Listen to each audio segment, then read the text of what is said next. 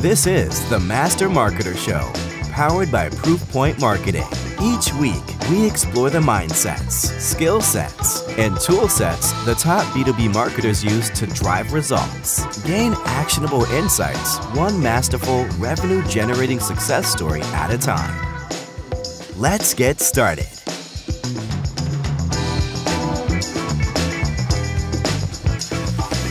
Welcome back to another episode of the Master Marketer Show. And for those of our long-time listeners that have been listening in, you will know that I have been MIA and Mike has been hosting this show valiantly on his own. But listeners, I am back and I'm so excited with today's episode. We have Kacy Maxwell joining us today. He is the CMO at Provisions Group. He's also a published author. And if you've got little ones at home, grab a copy of the book. It's called The Boy with Horns. Absolutely love it. We've read it with our daughter. She was so excited to meet Kacy actually in our pre-interview, and she was so excited to know that he's the author of this book. Kacy, in addition to being the CMO and a published author and a dad and a husband and all the things, he's actually just launched a company of his own called Sketchwell. And if you know Kacy, you've probably seen his amazing illustrations on LinkedIn. Sketchwell works with authors, speakers, and small businesses to help them clarify their messages through really dynamic and exciting sketches that Kacy himself does on his own. So, Kacy, welcome to the show. Hey, thanks for having me, Gaby. I'm excited to be here. Excellent. Well, we have a couple of quick announcements at the end of this episode, so everyone please hang on. And Mike, over to you. Over to me. So, Kacy, where I'd love to start is, we're going to talk about personal brands, activating on LinkedIn, all that fun stuff. But before we get into that, you're a CMO in a fairly new role. I forget what, 3-4 months, something like that. Yeah, close to that. And you've built up a really strong following for yourself on LinkedIn, and the sketches are a big part of that, etc.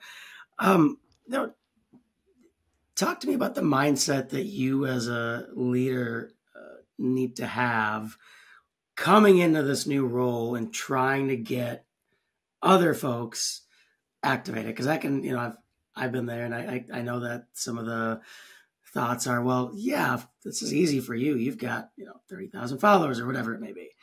What do I do? Yeah, it's a great question, because it's easy to forget how much you know and how much you have experienced when you're trying to teach somebody else. So I've been on the platform, for a long time, but it was mainly just looking for jobs or just posting updates, kind of keeping a virtual resume. And it wasn't until in maybe August of 2020 where, everyone's kind of trapped at home a lot more and not doing things. And so I thought this would be a great opportunity to just start leaning in here. I started seeing this type of community developing in LinkedIn that was changing. And so I just kind of jumped in, and I didn't start doing sketches. I just kind of started saying, I'm just going to meet people. I absolutely hate networking. I don't like going to networking events. I don't like going to these things because it always feels like you're just trying to get me to buy your thing and you're not really wanting to get to know me. But there was something that I started sensing here that was like, hey, you can just get out here and start talking, right? And people will talk with you and you get to meet people and interact. And I was talking to people across the country, right? Across the ocean, like in different, and I'm like, there's no way I would have ever met these people. So I started having all of these great experiences. And then I started doing sketchnoting and putting that out there. And that started helping really grow my following. And so I started seeing all these positive results to the point where when I left my previous role and I posted, hey, I'm looking for a new role, the amount of outreach that I got, even, one guy basically offered me a pretty high up role in his company without me interviewing, because he said, I've been following you for 2 years. I see what you post. I understand the way you think, and I want that in my organization. And so I have all of this context of wow, LinkedIn can be amazingly powerful. But when I go to talk to somebody else, they're all the way back to me in 2020, when I just started getting on here and saying, like, what could it be? They're used to, hey, this is where people look for jobs only, right? This is the place where, as a salesperson, I prospect. And the way that I prospect is I'm going to reach out and try to connect with you to pitch my services to you. And so entering into that, like, there's this excitement that I have, and there's also this sort of like, what? On their side, it's a foreign language that I'm speaking, because I'm basically telling you what you think you know about something is wrong, or that it's changed. And that is hard for anybody to hear, because they, like, if they had never heard of LinkedIn and it was 100% new, it would be very different. And I could just be like, guys, I'm going to introduce you to this new place. But because they know and they've used it, some use it every day, it's hard for me to come in and say, no, it's actually this other thing. So the mindset that I have to keep going over in my head is, one, I can't say it once. And two, it's going to take time for them to get and see what I see. So I've got to have that mindset that this is not a one and done thing. It's something I'm going to have to keep doing over and over and over for it to take root. I love everything you've just said, because you really do see this mindset shift that has taken place. I think it was accelerated during COVID. I know Mike and I, we also felt that as well. But it really started, the very early adopters, and I would say the vanguards of bringing in this new LinkedIn started well before that. Probably, I would say, when Mike and I started noticing it, it was probably 2008, 2019, but it was by so few people, and just like little bubbles coming up to the surface, nothing big. But really that big swell happened in 2020. And you're right. There are still a ton of people out there. I don't know what the percentage is now, but something like 90% or more of LinkedIn people that have LinkedIn profiles are not using it the way that people are using it today, that the 10% of the people are using it. And so you're absolutely right that you are probably one of the few in that time that jumped on that wave and said, okay, I'm going to surf this thing out, and I'm going to jump on that wave, and I'm going to really lean in and talk about myself and talk about what I believe and talk about my point of view in marketing.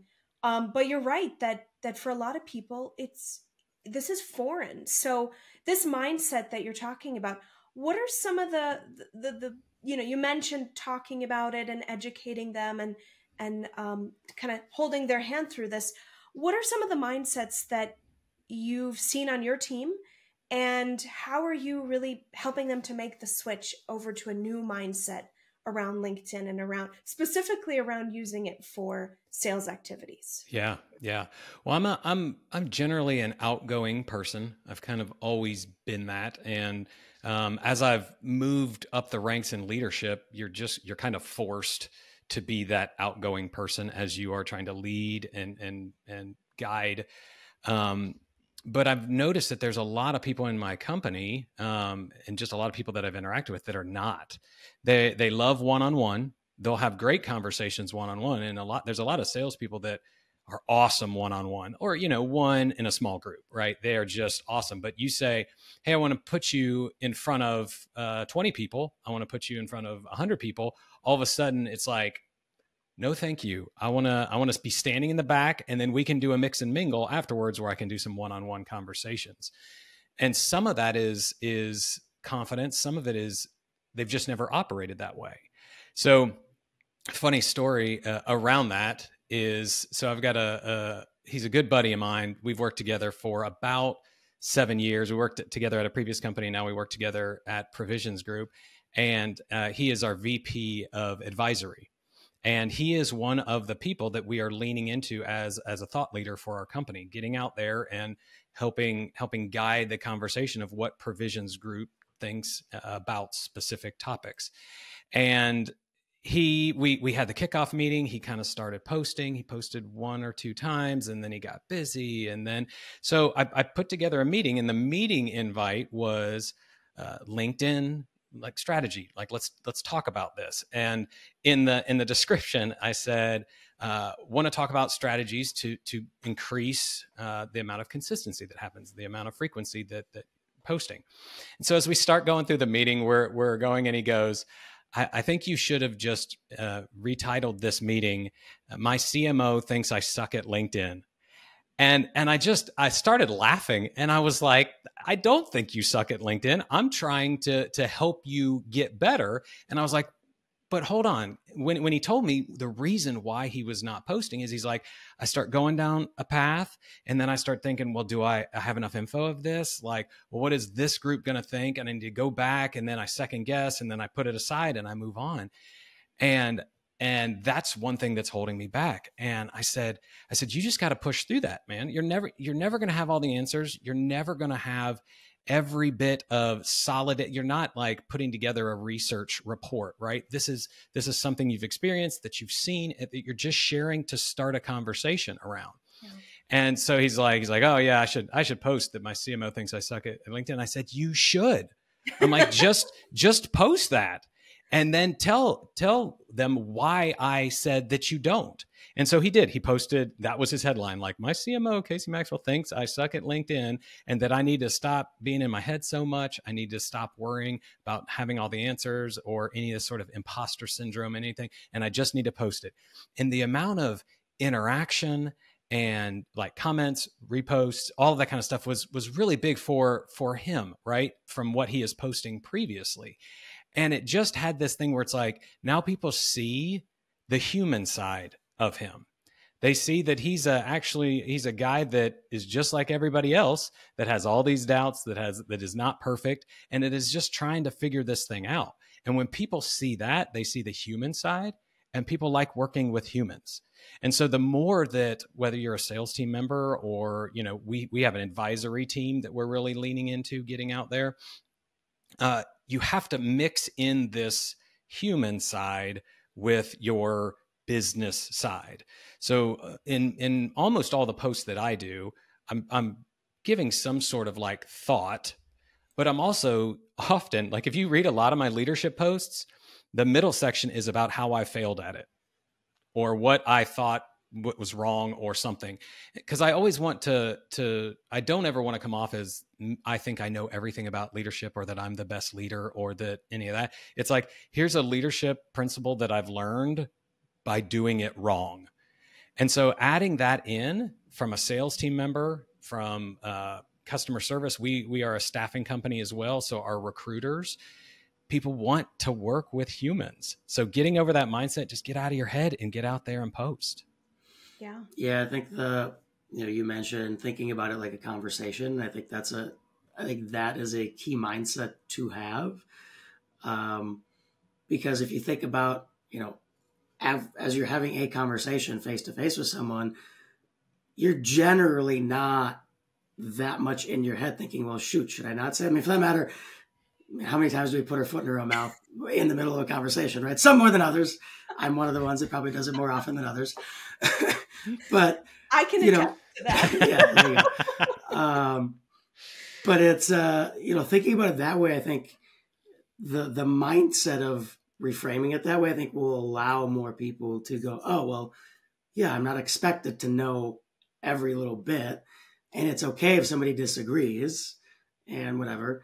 The other thing I'm going to jump in here, Mike, is say that I think some of my favorite online creators, thought leaders, whatever, and that's a whole other bag of worms that we can dive into. Because what do you call yourself if you're posting on LinkedIn? And we had a great episode on that with one of my favorites, Steve Watt. This was from, a few years ago now, but we'll leave that topic aside. One thing that I really admire and like about when people share is, number one, those mistakes, because let's be real, as humans, we learn so much more from mistakes. And when you share your fumbles, your mistakes, your not so glorious moments, again, you're like you said, Kacy, you are showing the human side.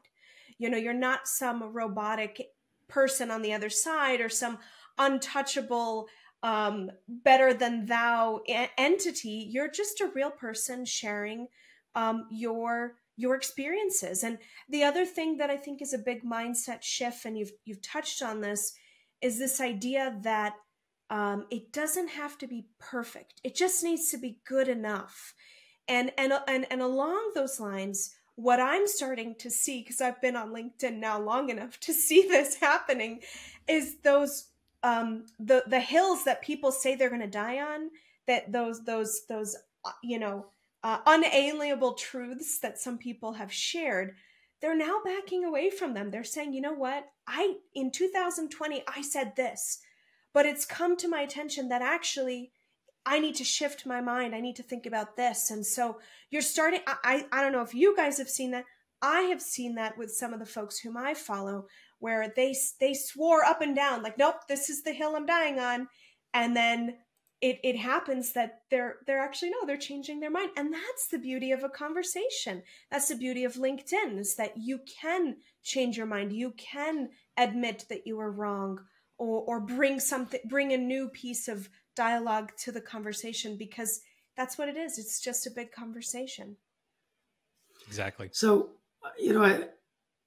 what I'd love to know from you, Kacy, is if there's another CMO out there, marketing leader, that wants to do this in their organization.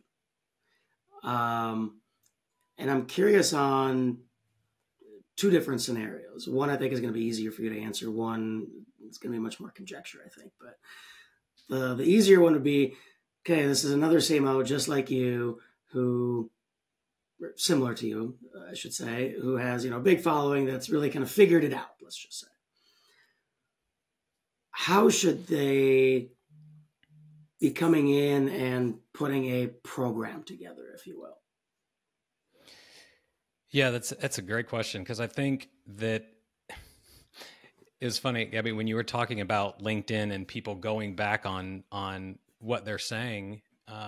The thing that I think frustrates a lot of people about LinkedIn is that when people post, they post with such certainty and concreteness, and with such wide sweeping, often, views, versus this is something that has worked in a certain set of circumstances that I've experienced. Right.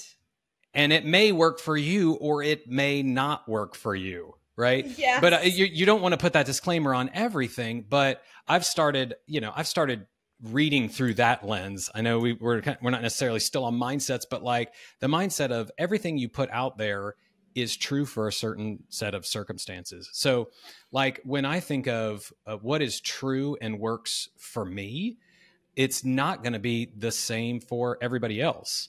But what I've tried to do, and it, like from a CMO perspective, I would say some of the mistakes that I've had so far rolling this out, I think I went too broad too fast and probably added in too many people to the conversation before I nailed it with a few.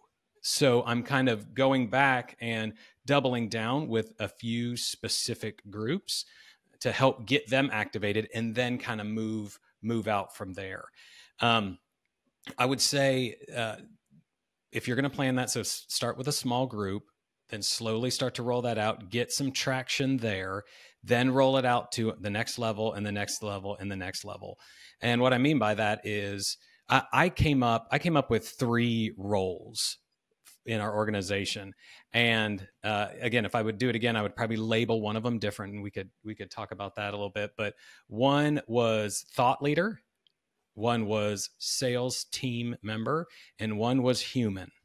Mm-hmm. And so the thought leaders were the ones that were going to be that we were going to be leaning into more heavily and saying, this is our point of view. Who's going to be actively taking that out into the marketplace, right? So we had the different ones that are talking about different things. So I offer fractional CMO advisory as one of the offerings that I have, right? So that is going to be one of the things that I bring, right? We have other fractional, but our CEO, he's going to be the heart of the company. Like he's going to be talking about where the company is going and sharing news and updates, but also sharing his mission. Like he's going to be the one that embodies the mission. And when he talks about it, you just sense it. So he shares about the awards that we're giving out to our team members and the things that like winning best places to work, why that is so impactful to him as a business owner. But what I realized is when I was rolling this out, calling a group thought leader all of a sudden unintentionally made humans less important. And so it was like, if you're not chosen to be in the thought leaders, all of a sudden you can't lead thoughts. Your thoughts are unimportant. You are just here to do the thought leaders. And even though in the rollout, I said, that does not mean that you are not sharing your thoughts, that you are guiding conversations, that you are doing that. It just means that we're leaning in with these, supporting, help, create graphics and sitting and working one-on-one with them. But the way it was received by some team members were like, why am I not in the thought leader? And I get it. And there's probably a better term for that. But if there is a future CMO, I still love the roles because they're a very specific, hey, this is kind of how your strategy is from those levels. The other thing that I gave that would be helpful for a CMO is I think one of the worst things that you can do with LinkedIn is just be all over the place. Every time you post, it's a different topic. It's a different thought. It's like, oh, I just woke up in the morning and had a thought. I'm going to share it. Like once you get to a certain level, that is more accepted, right? You think of like Taylor Swift, she could post whatever she's thinking and she's going to get a ton of interactions, right? Because she is at such a level and has such a following. If you are, if you've got 1,000 people following you and you're posting whatever, like you're not going to get more followers, right? People are like, oh, they're just posting about whatever. So I put together this framework that sets a set of like, what are your skills? What is your personality? And you had to hone each of those down to 3. And so every time you were going to put out a post, you would have to look, does it fit in one of these? And if the answer is no, then don't post about it, right? Just to kind of keep people centered and to help them guide with content. So those are the things that I would guide that I've learned thus far of implementing it. I would call this a skill set, Kacy. You mentioned kind of people posting in absolute terms, and I think we've all probably for sure been guilty of it. I love that you brought that up because I actually think being able to post in a more nuanced way, while it may not get you as much interaction engagement as kind of clickbaity, like, everything is like this and I'm the smartest person ever kind of thing. I think is just so much more valuable. I brought this up in a number of conversations, but there's this guy, he's really big in the health and wellness space. His name is Lane Norton. Some people might know who he is if you're in that, but I don't think he's on LinkedIn. He's more like an Instagram and stuff like that. But anyway, the point being is I listened to an interview with him and he's, top level, like PhD, he's got a research lab. Like this dude knows his stuff. So if anybody has the right to be more absolutist, it's him. And one of the things he said was in an interview, he goes like, if I see somebody speaking in absolute terms, I'm running for the hills and I'm looking for somebody who's speaking in nuance because the real stuff is in the nuance. And I think that's a really important skill set in my mind to have for anybody that's posting. Because I think it's much easier to create a clickbaity thing and to be more absolute than it is to really thoughtfully put nuance out there. Yeah. Yeah, I would. So I think there is a differentiation in my mind between speaking in absolutes and having a point of view. Yes. Having a point of view, I tell them, don't post anything that doesn't attach your point of view to it. And it can be wrong.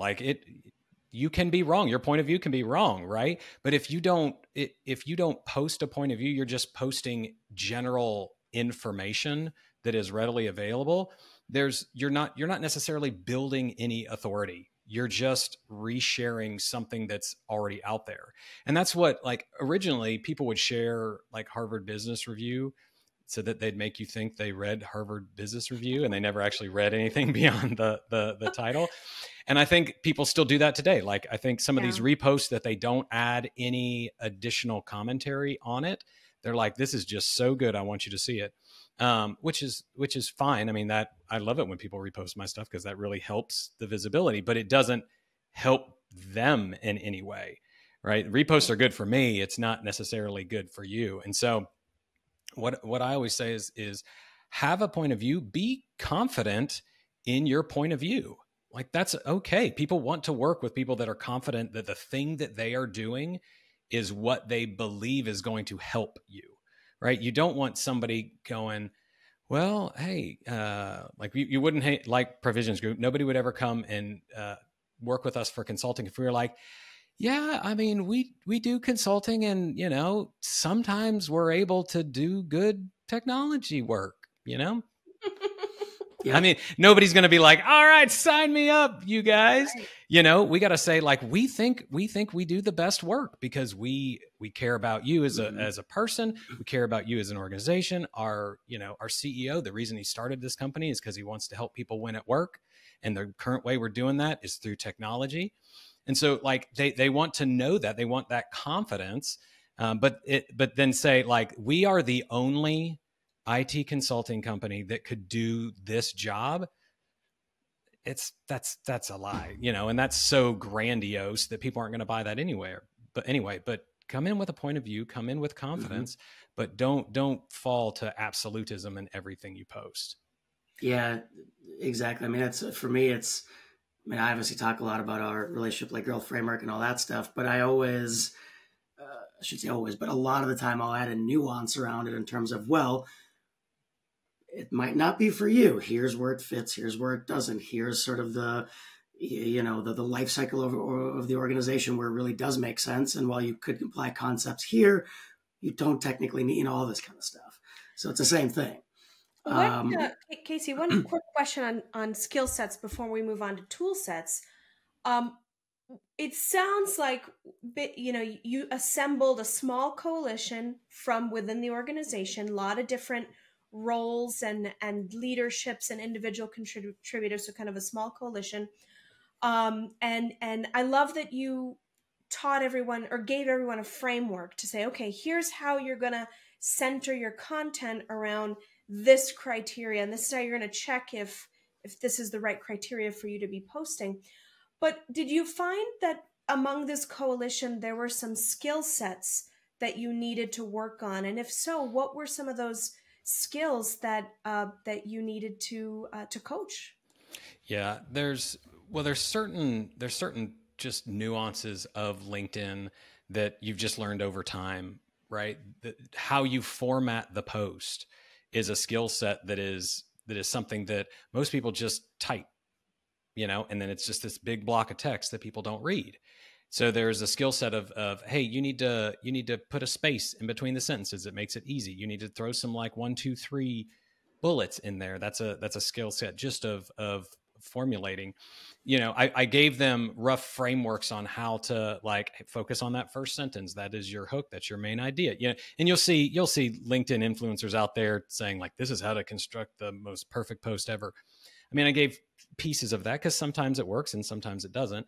But the one thing that I really leaned in on was storytelling and saying, okay, when you post a thought, the way you're going to have people listen to your thought is often adding some element of story in it, whether it is a story of working with a customer, it's a story of, it's some sort of case study. It's a story of when you as a leader failed at something. People will be drawn in. To me, I use stories to kind of draw people in. I'll start with kind of a hook and then some sort of story to kind of draw you in, which again, some people don't ever read any of that. Some people just look at the image that I've posted and they interact with it and they move on. And a lot of times you can tell because of the comments that they're just responding to the image, and they still may have read it, but yeah. So, and then just talking to them, hey, you should post an image from time to time. Yeah. those kind of general skill sets of how do you craft a post? How do you know, a lot of people don't think about like, oh, I need that first line to be X, right? Or it can't be too long, or it can't be too short, or too vague. So that is something that I've really been coaching people on. Mm-hmm. And, you know, there's one guy who he likes to write a lot, and he'll write endless. And there's other people that just write really, really short, and sometimes that's okay. And so it's kind of working to say, what is going to work for you and allow you to communicate in a way that makes sense. Because again, you're not going to 100% change the way someone thinks, talks, or acts, and you don't want to anyway, right? There's not a set formula that works. If you look at all of the major popular people, they all have different aspects of them that drew people to them. So some of it is just general guidelines. And the other thing that I've noticed is, you know, once you flex this muscle more frequently, more often, you'll generally come across a structure that works for you, that your audience responds to. And then you'll also learn when to change it, when to shift it, when to throw in a curveball, because, you know, we get tired of seeing the same thing over and over again. If I may share with you something that I have found valuable for me and my team, and it could be valuable for you and your team, we have a very informal book club at Proofpoint. It's not, I need to put more rigor to it, but generally I send the team every quarter, I send them a book. They don't know what it is. They don't know when it's coming. All they know is it's that time for me to get a delivery from Gaby. And this past quarter, I sent everybody a copy, and I don't have it on my desk, but it's called Smart Brevity. It's by the founders of Axios. I cannot stress just how brilliant how brilliant that book is in terms of writing and communicating for today's readers, today's audiences. And we are almost finished with the book collectively as a team. And I have already noticed a huge shift in the way people are communicating in Slack, in email, and also we are piloting a small group here at Proofpoint of people to nurture their online, their LinkedIn content, and I'm seeing a shift there as well. So take a look. It's called Smart Brevity. Nice. Super easy read. I am not a paid spokesperson. I love books. And so this one is a good one. Hopefully it will serve your team as well. That book can't be very long, can it? I'm sorry? It's not very long. That book can't be very long. I mean, the title being Smart Brevity, they're like, yeah, it's a 750-page book. You're like, no, it is so quick and easy. That would actually be hilarious if you did that. And like the last 200, whatever, the last like 600 pages are just blank. Yeah. One word on each page. Just to mess with people. Yep. Something, you mentioned the thought leader thing, like people taking it the wrong way. And I thought that was fascinating because, again, a mentor of mine, one of the things I've taken away is, words matter, use them wisely. And I was thinking about this as we were talking, and I wonder if the right way to label it would be like the narrative evangelist. Because evangelist isn't leader. It's you are the evangelist, and the narrative is like the core point of view. And then you can then easily say, anybody can be this, but we need to designate who are the people that are really responsible for it, because they're the ones that have to lead it, and everybody else can contribute. Yeah. And that way, nobody feels left out and be like, oh, well, why am I not a leader? Yeah. And I'm not, I kind of said it in jest earlier about like them complaining about it, but honestly, like I can see why that hurt their feelings because it kind of comes across saying your voice doesn't really matter. You are there to support others. That is more important. And so I think it's more of a, like, let's just try to clarify what we mean by the thought leader, the, a torchbearer, or whatever it's going to be, just so that people don't get an unintentional, hey, you're not important. It's kind of like when we called people essential workers and non-essential workers. Like, that was probably not a great idea for all of us non-essentials out there. So, yeah. Yeah. The other scenario I'd love to really briefly get your thoughts on. So we've talked about really everything from your perspective. Hey, I figured this out. I've got a lot of experience with these things. There are a bunch of, I would say probably for the most part, most CMOs out there have not actually figured this out. They're not doing a good job. If they do have a big following, it's strictly because they got, 10,000 connections about 10 years ago just by hitting the connect button. They don't really post and things like that. But they might now recognize the need and the value of doing this internally, and they want to do it. How do you think somebody in that position can do this and should go about doing this? I know it's conjecture. Yeah. I mean, I think some of it you just have to start.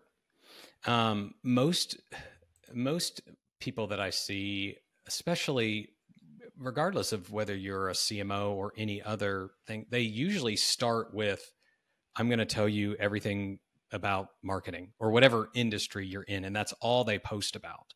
And that's not terrible, but it's not going to differentiate you.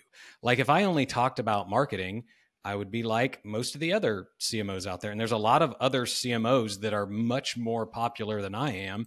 And they've kind of cornered the market kind of in that space.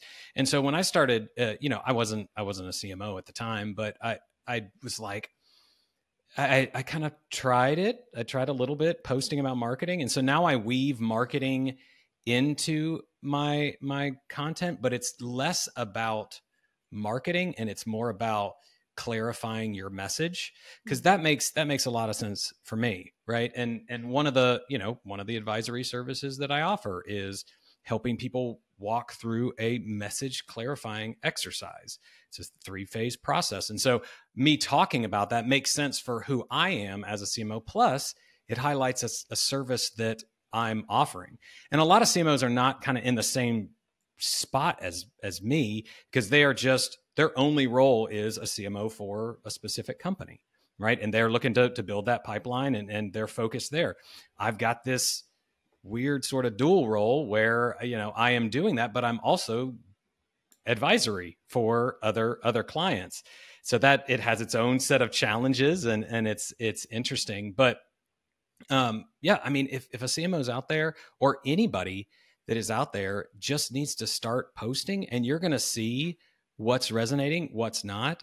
And the key is, instead of if you post stuff and it's not resonating, don't just stop, right? Yeah. Try something else. Try something like, if you go back in my feed, there's stuff all over the place. And I would see one thing hit and I was like, oh, that was interesting. That hit. And maybe it was just, I got a good wave of algorithm that day and it never came back. Or it was a signal, and you just got to be able to look for those signals and stay in it long enough and you'll get there. And I did not do what you just said about going and following a lot of people. That was one of the, I'm going to do this in the future. I don't know when, but this sort of like carousel of, here are the things that I didn't do to grow my following. Yes. And it was, there was for a while, it was go connect with 10 new people a day. Mm-hmm. And I was like, I started that. And then all of a sudden, all the people that I was interacting with and that I wanted to see their content, it was gone, because all these new connections would just come in and they would just fill up my feed. And I was like, well, where are all those people that I'm like, I'm creating these relationships with? I want to see them. So I really stopped doing that.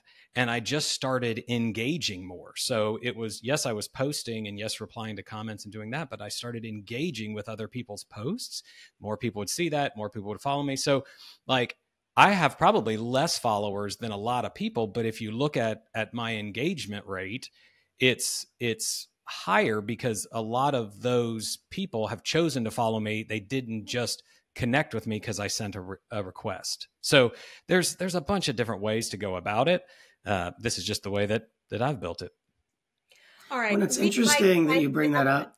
Mike, I really have to cut you off here. I'm sorry. This is why, folks, I need to be on this show again, because Mike will just abscond with the conversation. Okay, Kacy has a hard stop, and we've got to get to tool sets, results, and lightning round. And I have lightning round we can skip if we need to. Okay, so well, we probably will.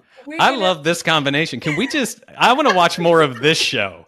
That's the show I want to see. So we had a show like that. We have put it on pause. Anyway. All right. No, but truthfully, I do empathize with you, Mike, because I feel like we can talk to Kacy literally all day. But he is a busy CMO. He's got a hard time. Let's talk tool sets. Really quickly, Kacy. There's a gajillion tools that anyone could use out there. Tell me about the tool sets that you were using with your small cohort at Provisions Group. Yeah, well, again, I wish I had a bunch of. So it's really funny. I think often titles are interesting because of what you think of when you see a title. So at my previous role, my title was executive director, and I was on a team of about 30. My title at this company is CMO, and there's 4 people on my team, right? So that means that the CMO right now, as I'm building this team, is sometimes writing email copy, sometimes doing web pages, sometimes doing X, Y, and Z, right? And so I am currently coming in and reformulating our entire tech stack. We've got a lot of tech sprawl, which is easy to happen no matter what size you're in.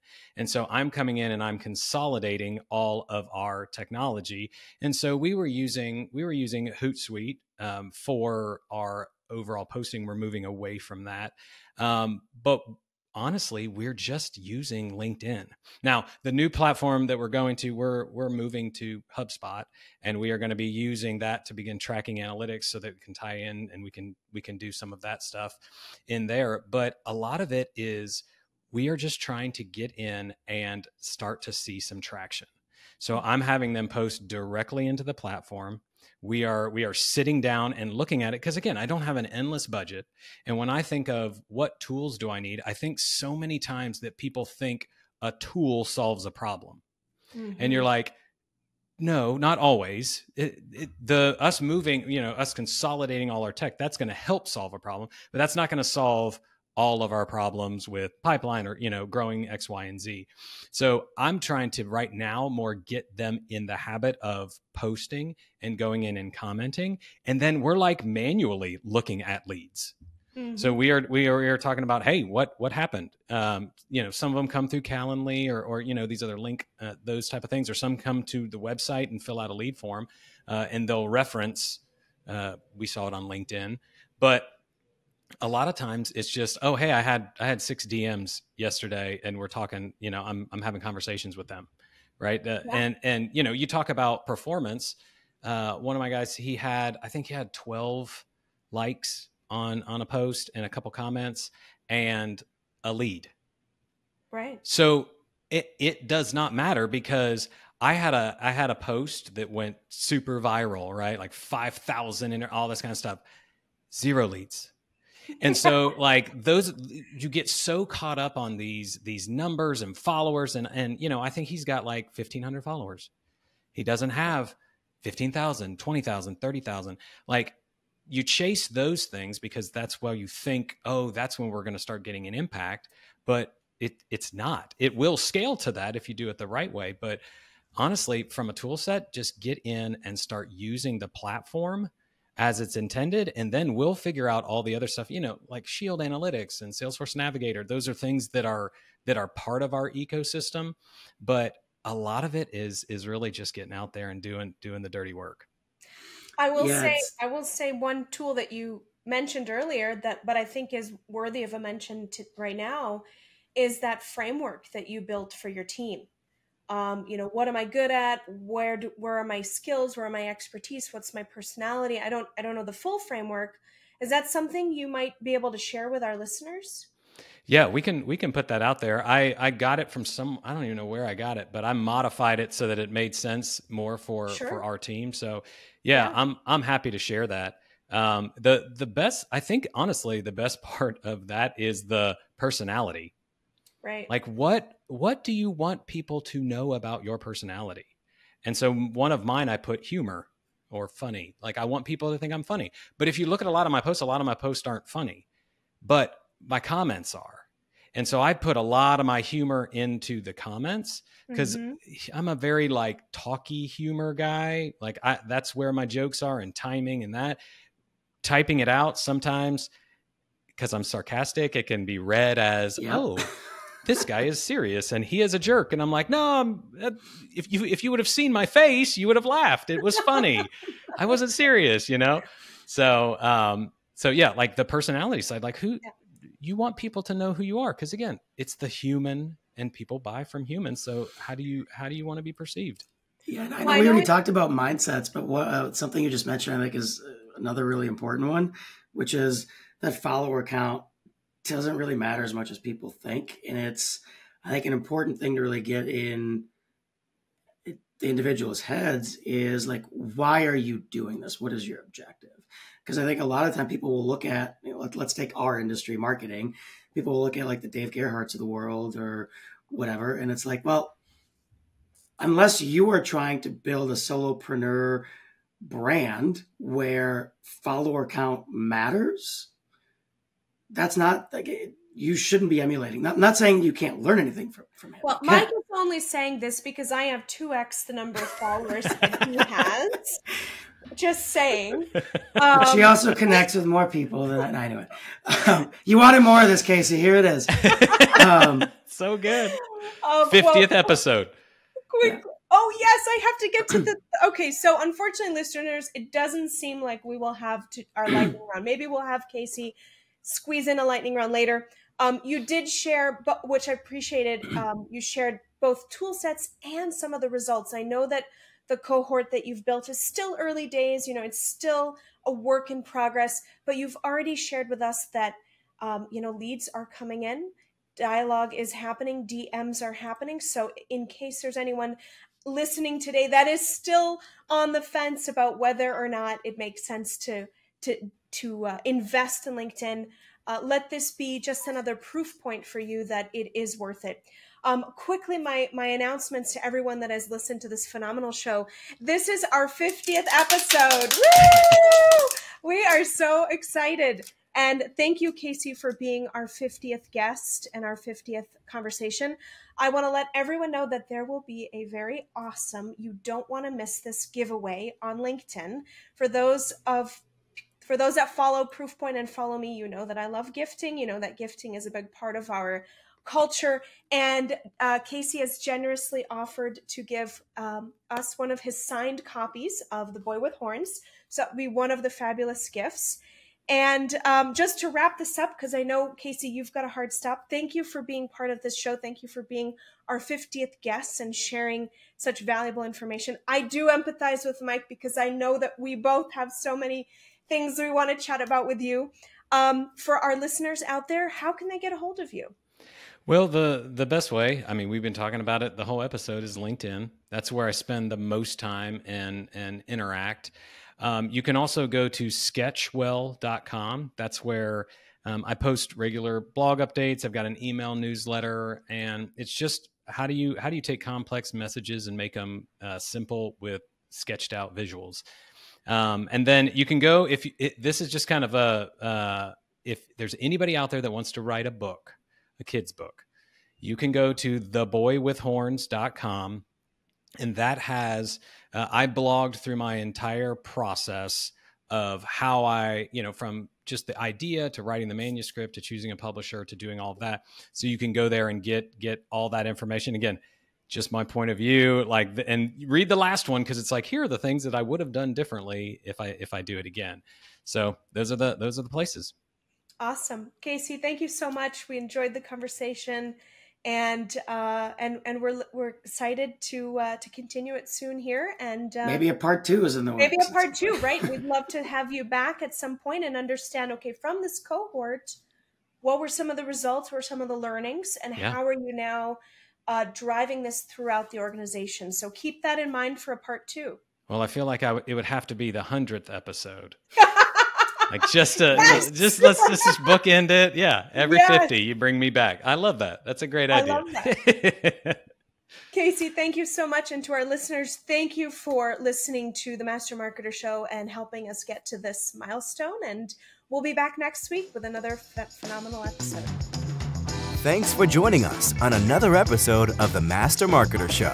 We'll be back next week with more B2B marketing success stories. Visit our website, www.proofpoint.marketing, for the full episode library, complete with show notes, guides, templates, and more. Make sure to follow Proofpoint Marketing on LinkedIn and YouTube so you never miss an episode. Listen every Wednesday wherever you get your podcasts. Until next time.